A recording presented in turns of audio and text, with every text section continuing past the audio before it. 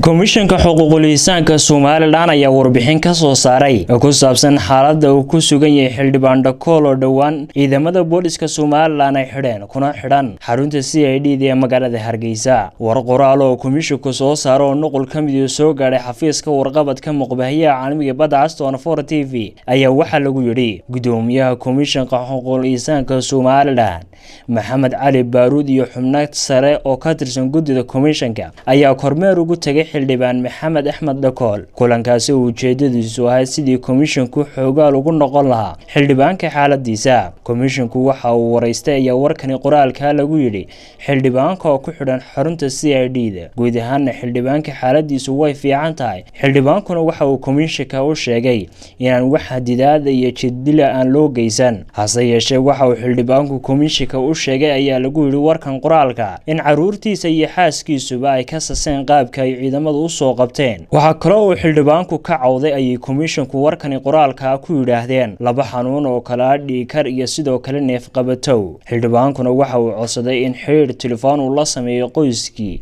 uu ka soo jeeday si ay xaaladiisa uga warhayaan uguna warramo. Arrintaas oo aaba lagu yiri mid maxbuusku xaq u leeyahay. Dhammaan qodobada uu xildhibaanku codsaday na waxa uu sheegay komishanku in loo sameynayo goobta uu ku xidhan yahayna ay la socodsiiyeen sarkaalada sare ee haysta iyo sidoo kale ciidamada booliska. waxaana ay aqbaleen arrintaasi sarkaaladu ay ku yiraahdeen komishanku warkan qoraalka ay soo saareen. Qoraalkan kooban ee ka soo baxay komishanka oo sii socda ayaa waxa lagu yiri komishanku waxa uu si dhow ula socdaa xaaladda sharci ee wali cakaran ee xadhiga xildhibaan Maxamed Axmed Dhakool. Komishanku waxa uu soo jeedinayaa dhammaan hay'adaha sharci fulinta in la ilaaliyo sharciga iyo qawaaniinta dalka, taasoo komishanku dhiirigelinaya fikirka xorta ee muwaadinku ku cabiraya aragtidiisa, eedgaaran aragtidiisa, xorriyadiisa iyo sidoo kale aragtidiisa xorta laguma xakameyn karo ayaa warkan lagu yiri. Waa Khadar Ismaaciil Maxamed Khadar Dhambaal wararka muqbaahiyaha caalamiga badda Aston 4 TV Hargeysa.